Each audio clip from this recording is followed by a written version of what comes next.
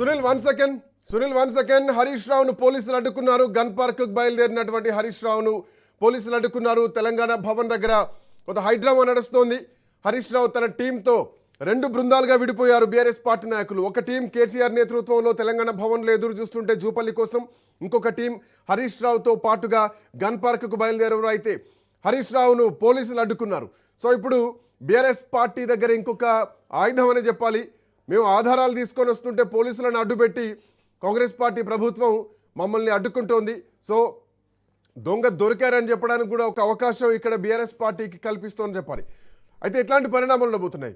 So on table వచ్చేటువంటి పరిస్థితి మాత్రం కనిపించట్లేదు.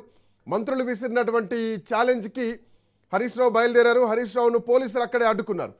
So Harish Rao gun park చేరుకునేటువంటి అవకాశం అయితే కనిపించట్లేదు ఇప్పుడున్నటువంటి ఈ పొలిటికల్ హీట్లో.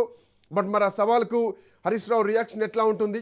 బయలుదేరినటువంటి హరీష్ రావును పోలీసులు అడ్డుకోవడం, సో ఇది కూడా బీఆర్ఎస్ పార్టీ నాయకులు ఎలా చూడాలి? అండ్ మోర్ ఓవర్ జూపల్లి కూడా ఇప్పటికే బయలుదేరారు అన్నటువంటి సమాచారం వస్తోంది. మరి జూపల్లిని పోలీసులు అడ్డుకుంటారా? జూపల్లి తెలంగాణ భవన్కు చేరుకుంటారా?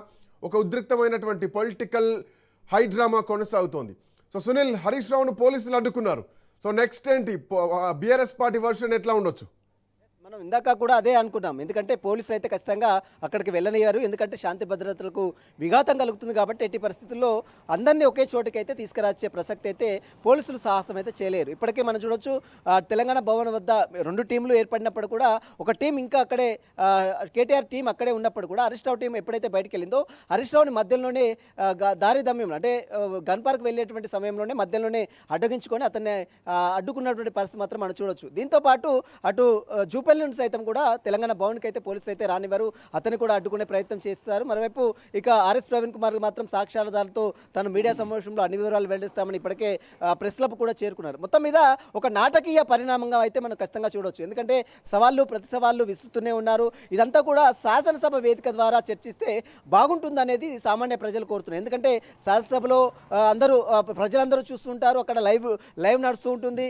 ఎందుకంటే వారికి సంబంధించినటువంటి ఆరోపణలు కావచ్చు, వీరు చేస్తున్నటువంటి విమర్శలు కావచ్చు, వీరు చేస్తున్న ప్రతి విమర్శలు కావచ్చు, అన్నీ కూడా శాసనసభ వేదిక ద్వారా పంచుకుంటే బాగుంటుంది. కానీ ఇలా బహిరంగ చర్చకు వస్తే, సవాళ్ళు విస్తే, ప్రతిసవాళ్ళు విస్తే ఎక్కడ కూడా అది సార్ట్అవుట్ అయ్యే పరిస్థితి మాత్రం మనం గతంలో చూసాము, ఇప్పుడు కూడా మనం చూసాము. ఇక్కడ కూడా ఇది అసెంబ్లీలో మాట్లాడదాం అని చెప్పేసి గాంధీ భవన్ లో ప్రెస్ మీట్ పెట్టొచ్చు, సెక్రటేరియట్ లో ప్రెస్ మీట్ పెట్టొచ్చు, లేదంటే మంత్రుల క్యాంప్ ఆఫీస్ లో ప్రెస్ మీట్లు పెట్టి చెప్పొచ్చు. గాంధీ భవన్ వేదిక ఉంది. బట్ అట్లా కాకుండా ఏకంగా అధికార పార్టీకి చెందినటువంటి కేబినెట్ మంత్రులే గన్ పార్క్ దగ్గరికి వెళ్ళి సవాల్ విసిరితే, సో దీన్ని ఎట్లా చూడొచ్చు? ఆ సవాల్ ఖచ్చితంగా ప్రతిపక్షం తీసుకోవాల్సిందే కదా? ఖచ్చితంగా తీసుకోవాల్సిందే. అది తీసుకున్నారు కూడా. వాళ్ళు ప్రభుత్వము, మంత్రి అడ్లూరి లక్ష్మణ్ కావచ్చు, మంత్రి పొన్నం ప్రభాకర్ కావచ్చు, జూపల్లి కావచ్చు, మేము చర్చిస్తాం ఖచ్చితంగా రాండి అని వైపు ప్రధాన పార్టీ, అధికార పార్టీకి చెందినటువంటి మంత్రులే సాక్షాత్ రోడ్డు మీదకి వచ్చి బైఠాయించి చర్చిద్దాం రమ్మని చెప్తున్నప్పుడు నేపథ్యంలో పోలీసులు, అదే వారి ప్రభుత్వం ఉంది, మరి పోలీసులు ఎందుకు అడ్డుకుంటున్నారు అనేది ఇక్కడ ఒక చర్చ కూడా కొనసాగుతుంది. అయితే బీఆర్ఎస్ నేతలు మాత్రం ఒకటే ఆరోపిస్తున్నారు, ఇదంతా కూడా దొంగ అన్నట్లుగా వారే చేస్తున్నారు, వారే ఆరోపణలు చేస్తున్నారు, వారే చర్చిద్దామంటున్నారు. ఒకవేళ వస్తుంటే మళ్ళీ వారే అడ్డుకునే ప్రయత్నం చేస్తున్నారు. ఇదంతా కూడా కావాలనే చేస్తున్నారు. ఇదంతా డైవర్షన్ పాలిటిక్స్లో భాగంగానే ఈ రకంగా పోలీసులు అటు ప్రజల్ని తప్పుదో పట్టిస్తున్నారంటూ కూడా బీఆర్ఎస్ నేతలు ఆరోపణ చేస్తున్నారు. ఇప్పటికే హరీష్ రావుని పోలీసులు అడ్డుకున్నారు, అతన్ని అదుపులో కూడా తీసుకున్నట్టు కూడా కొంత సమాచారం తెలుస్తుంది. ఎందుకంటే అక్కడికి పోనీయబట్టేది, అక్కడికి పోతే ఒకవేళ శాంతి భద్రత విఘాతం కలిగే అవకాశం ఉంది, అక్కడ గొడవ అయ్యే అవకాశం ఉంది.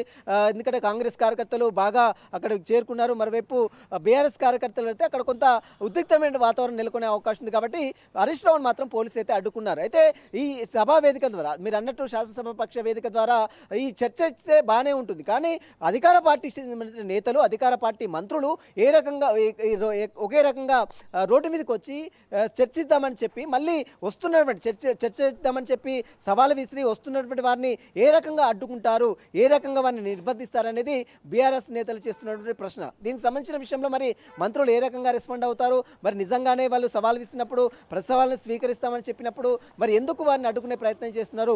పోలీసులను కావాలనే పెట్టారు. వీరు అధికార పార్టీ వారి దగ్గర ఉంది కాబట్టి, వారి చెప్తున్నట్టే పోలీసులు వింటారు కాబట్టి కావాలనే వారిని అడ్డుకున్నారు. వారి వాదన వినకుండా పోలీసులతో వారిని అనగదొక్కే ప్రయత్నం చేస్తున్నారంటూ కూడా మరోవైపు బీఆర్ఎస్ నేతలు చెప్తున్నారు. ఇదంతా కూడా ప్రజలు రాజకీయంలో సవాళ్లు ప్రతి సవాళ్లు సర్వసాధారణమని చెప్పాలి, కానీ అవి రెచ్చగొట్టుకునే స్థాయికి వెళ్తున్నాయి. ఏకంగా ఒక జంక్షన్కి వచ్చి ఇక్కడ కూర్చున్నాం రా చూసుకుందాం అనేటువంటి స్థాయికి వెళ్తున్నాయి. ఎవరి ట్రాప్లోకి వెళ్తున్నారు, ఎవరి ట్రాప్లో ఈ రాజకీయం నడుస్తుంది అనుకోవచ్చు. ఎస్, ఖచ్చితంగా రాష్ట్ర ప్రభుత్వం మాత్రము ఒకటే చెప్తుంది, అంటే 2.5 సంవత్సరాలు పదవి లేకపోవడంతోనే వారందరూ కూడా ఈర్ష్యపడి ప్రభుత్వం చేస్తున్నటువంటి సంక్షేమ పథకాలని చూసి ఓర్వలేకనే రాష్ట్ర ప్రభుత్వంపై ఈ రకంగా బురద జల్లే కార్యక్రమం చేస్తుంది బీఆర్ఎస్ పార్టీ అంటూ కూడా అటు కాంగ్రెస్ నేతలు చెప్తారు. కానీ 2.5 సంవత్సరాల్లో ఎప్పుడూ లేని విధంగా, ఎన్నడూ లేని విధంగా లక్షల కోట్ల రూపాయలు అప్పులు తెచ్చి ఓవైపు ఫ్యూచర్ సిటీ అని, మరోవైపు వివిధ సంబంధించినటువంటి కార్యక్రమాలు చేస్తూనే లక్షల కోట్ల రూపాయలు మొత్తం కూడా స్కామ్ల పేరుతో దోచుకుంటున్నారనేది బీఆర్ఎస్ నేతలు చెప్తున్నారు. ఆర్థిక పరిస్థితి దివాలా తీసింది. ఇదంతా కారణం రేవంత్ రెడ్డితో పాటు అతని కోర్ టీం అంటూ కూడా అటు కేటీఆర్ కూడా వ్యాఖ్యలు చేసిన పరిస్థితి మాత్రం చూడొచ్చు. కానీ దీనికి సంబంధించిన విషయంలో సవాళ్ళు ప్రతి సవాళ్ళని ఇస్తున్న నేపథ్యంలో మరి కేసీఆర్ మాత్రం ఇప్పటికే ఫామ్ హౌస్కి పరిమితమయ్యారు. 2.5 సంవత్సరాలు పూర్తవుతున్నప్పటికీ ఇప్పటికూ ప్రధాన ప్రతిపక్షగా నేతగా ఉన్నప్పటికీ కేసీఆర్ ఎందుకు రావడం లేదనేది అటు అధికార పార్టీకి చెందిన నేతలు సవాల్ విస్తున్నారు. ఖచ్చితంగా కేసీఆర్ వస్తే తాము అన్ని రకాలుగా సమాధానాలు చెప్తాము, ఎవరు పడితే వారు వచ్చి తాము సవాల్ విస్తే తాము సో ఇక స్వీకరించాము. నుంచి